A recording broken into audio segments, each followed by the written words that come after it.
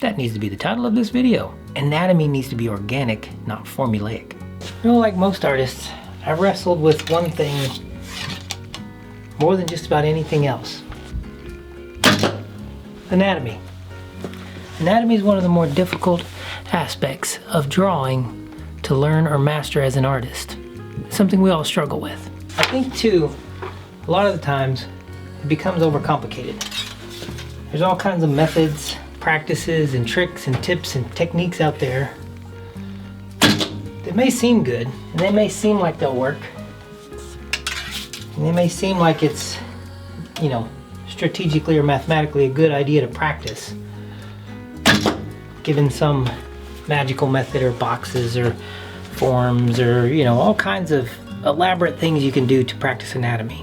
But I've found and adopted more of an organic approach myself lately to trying to get better at anatomy as an artist and not as a mathematician, scientist, an engineer, or a mechanic. The key to anything, a lot like archery, anatomy can become fatiguing, damaging to muscles, and overall dissatisfying if you're putting too much into it. Too much time forcing yourself to practice arcane or obtuse methods that may not actually be helping you grow. So I noticed through my archery career, because I'm a hobbyist archer, I like archery, bow hunting, that kind of thing. The more I practiced, the harder I practiced, the more arrows I shot every day, the more I damaged my muscles, and the worse my aim actually started to get, because I was damaging muscles. I was fatiguing myself to the point of injury. And as an artist, you don't want to do that. Art is an enjoyable form of expression. It needs to be organic. It needs to flow. It needs to be interesting. It needs to be enjoyable. And it's one thing I started doing years ago when it came to archery, the last year or so really, is lowering the amount of practice I did, but making it more quality. And instead of focusing on big practice sessions with lots and lots of arrows till I just perfected it and I got that arrow right where I wanted it and the form and the release and everything was perfect, I started focusing on smaller amounts broken up over long periods of time. So every day, a few arrows. I pick up my bow and I shoot 6 to 10 arrows every day. And that's it. Now whether those 6 to 10 arrows are sloppy or really, really great, it doesn't matter. Because I've noticed in just enjoying the organic nature of pulling the string and releasing an arrow, just for the fun of it every day, just a little bit, just a tiny amount of it, I started to improve drastically. My aim started to improve, my form started to improve, my, you know, impacts, you know, getting on target actually started to improve the less I practiced in volume, the less I practiced in, you know, breadth, like forcing myself. I've got to shoot 100 arrows, I got to shoot 50 arrows, everything's got to be perfect, the release. It doesn't actually have to be. I can take 9 to 10 arrows a day, 6 to 10, 9 to 10, and just shoot them and enjoy it. And then walk away and be done. So practicing quality in the time you spend, quality in time and enjoyment over quantity. All right, instead of forcing myself to draw 1,000 things in a day, I've got to sit down 4 hours a day and draw. What do I want to draw? Spend a focused amount of time every day drawing that, or a few days a week, a few arrows a day, just for the fun of it. Just for the fun of it. Practicing what I want, the fun parts of it. Like, I like drawing my bow and releasing an arrow, and I have to detach from where that arrow hits sometimes. Naturally, I've gotten better at it over time. It's improved. Now, don't get me wrong. I think there is a time and a place for targeted, disciplined approach to drawing or archery, especially like if you're training for a competition or you're training for work, job.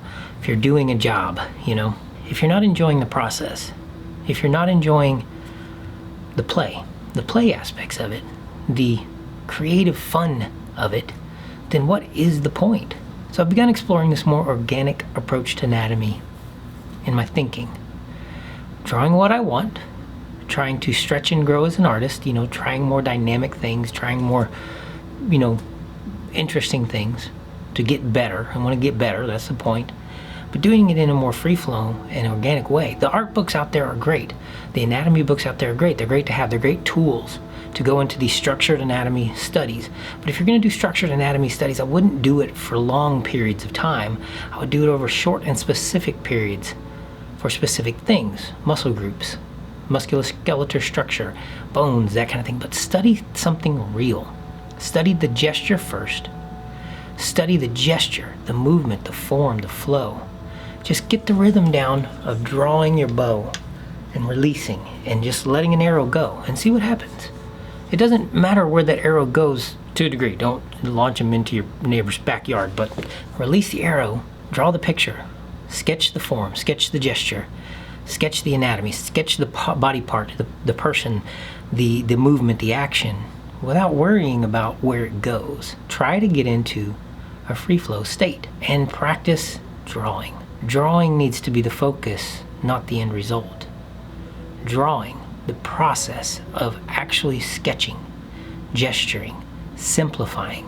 I'm not saying break it down in just pure abstract and go full cubist abstractionism. I mean, find movement in the body and everybody, in everything, everywhere you go. Think of it, visualize it. When you see people walking down the street, sitting, drinking a coffee, or you're on a bus, or wherever you are in life, I think one of the biggest references you actually have that you don't realize is yourself. You have a hand, most people, or somebody close to you that you know has a hand. And if you're drawing, I would assume you probably have a hand of some kind or some apparatus to hold a utensil. Look at this. Look at the way it moves. Look at the gesture and the form of it. Don't worry about the details. Just worry about the feeling of it as it ambulates through space. Start there. It doesn't need to be any more complicated than that. Take a picture of yourself. You're a beautiful person. Take a picture of yourself. Begin there. Reflect yourself first. Learn how to reflect on yourself and all the wonderful and beautiful things about you that you have in you that are good and wonderful and beautiful in quality as a created person, as a created being. Look at that. Look at that. See yourself as you are. And it'll be easier to start seeing others as they are. Be easier to start seeing the world around you in the forms of people and movement in the earth as it really is. Instead of just focusing on technical aspects, instead of just focusing on technically perfected scientific approaches to anatomy, I think just loosen up a little bit. Honestly, relax. What are you doing this for? Are you doing it because you enjoy it? If you're doing it for a job, okay, you've already got the job. Do you have the job? Did you get the job? You've got the job, so enjoy it. Enjoy the job. It doesn't have to be perfect. Nobody has to be perfect at this. Do you think the old masters sat around agonizing over books, over art books? They're the ones the books were written about because they just observed and they practiced and they enjoyed and they broke it down into small, enjoyable chunks, just a few arrows at a time instead of agonizing over thousands of drawings. There is something to be said with marked improvement by forcing yourself into a state of focused practice where you're like goal-oriented focused practice. Say, I'm going to do 100-something hands, or I'm going to do 100-something faces or feet or whatever, and just like setting yourself that goal and just going for it and seeing how you're going to improve. You're going to, most likely. You're going to have pain points along the way. You may find injury. You may introduce injury, or you may introduce problems in your anatomy too, if you're not purposeful about doing that on a limited basis instead of just bombarding yourself with this constantly. If you take a bow out every day and it's too much for you, it's too strong of a bow, and you shoot that bow 1,000 times, you're going to hurt yourself and you're not going to improve much. But if you take a bow out that you can shoot, that you can pull, you take the shot that you can take, you take the draw that you can take, you draw the picture that you want to draw, you draw the pictures that you like to draw, the shapes you like to draw, and you targetedly, in small steps, take little bites over long periods of time and make those bites quality, enjoyable bites. Shoot quality, enjoyable arrows, but just small amounts at a time, then the improvement is exponential to the input. It really is. The improvement is exponential to the input versus bombarding yourself and fatiguing and injuring yourself and injuring your art reflexes, I guess you could say. This is a theories and thoughts that I've been studying anatomy since I was a kid. I've gone to art school. I've done all those things. I didn't graduate college, art college. I did graduate college with an arts degree, but graphic design and media arts, and minors in illustration and stuff like that. I did do all the schooling. I did do all the anatomy books. I did do all of those things for most of my young life as an artist, and I still struggled, and I hit these walls because I was trying to approach it more formulaic than organic. That needs to be the title of this video. Anatomy needs to be organic, not formulaic. There's our catchphrase for the video and our thesis. That's our thesis. Anatomy needs to be organic, not formulaic. Because our anatomy, human anatomy, is organic. It's wildly organic. It's wildly varied from person to person. So if you practice just one structured way and approach to drawing anatomy, then everything's going to look the same, and it's not going to look real. It's not going to look realistic to the people and the environment in the natural world around you, and how things really actually look, how people really look, how we really look in movement. We all look different. Every single one of us looks different, except for some twins out there. And even there's differences in people, but we all look different. Shape, size, all of those things change and vary from person to person and from movement to movement. So why are you trying to study an organic form in a scientific, mathematical way? We all know the Loomis method and the heads and hands methods and the height, size, and dimensions method. Yes, there are important parts of anatomy and perspective and proportion that you need to understand. You have to understand proportion. You have to understand the biomechanical relationships of the human body, the skeleton, the muscles, the tissue, the organs, the movement, and the articulation of those things are very important to learn and understand. But if you focus on doing it as a mathematical equation or a scientific structured approach, then everything becomes kind of stale and you lose that organic flow in the human body and form that makes it beautiful. For those of you struggling to find maybe the mindset behind anatomy and how to practice it, maybe shift your thinking. Maybe it's time to shift thinking back to kind of, I would say, the old ways of thinking about anatomy and drawing and doing the big bug. Get out of here. But maybe, we weren't there. I wasn't there in the 1500s. I wasn't there during the Renaissance. All we know is what they left behind. We know the imagery, the pictures, the drawings, the paintings, and the sculptures that these great men and women, these artists left behind. That's all we really know, is what they showed us. We didn't see a lot of art books coming out of that time frame. There's not a lot of anatomy books. There are sketchbooks full of anatomy drawings that these artists did, and dissections they did of corpses and stuff like that, which was a little macabre, but that's how they learned what muscle groups were where and what they did, and that's important. What does this muscle group do right here? What muscle groups do you have in your forearm? And what do they do when you move? How does the bones interact? All those things. Well, they figured that out by looking at it in an organic way and taking little bites over time to learn little things. One thing at a time. Break it down simply, and then you can perfect.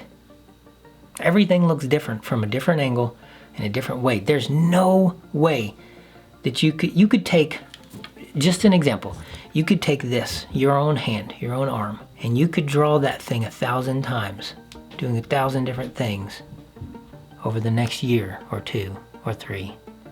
And you would find a different picture and a different tone and a different shape and a different form in every one, even though it's the same arm, right there on your body. You carry it with you. You can do stuff with it. But there's so much you can do to learn this in all of its aspects and not just a structured and rigid way. All right, that's it for me today. I hope you guys learned something just as a discussion topic. As I'm thinking about this as I'm getting into making an actual anatomy video. I'm starting to work on putting together, I guess you say, the outline of anatomy video. Like, instead of just regurgitating everything that's out there, regurgitating all the anatomy studies and types and all that, and getting an anatomy book and trying to teach that to people from a book, I'm trying to think about it a little differently for myself, because I know personally as an artist, this is an area I need to grow in anatomy, dynamic anatomy, movement and shape and form. This is an area that I am purposing myself to study and grow in over the next year or so, or however long it takes. Doesn't matter. It doesn't matter if it takes me a decade. I'm going to grow and improve in this as an artist because it's important to me, because that's what I want to draw. I want to draw people and forms and shapes and dynamic images of interesting characters doing cool stuff in the world, and I need to improve at it. So that's, as I'm formulating my thoughts on how I would teach it, I'm learning and relearning things basically from the ground up, because everything I learned as a kid and as a youngster isn't working anymore, or didn't work for me. Maybe just the communicative language of it and the learning style is different than I needed.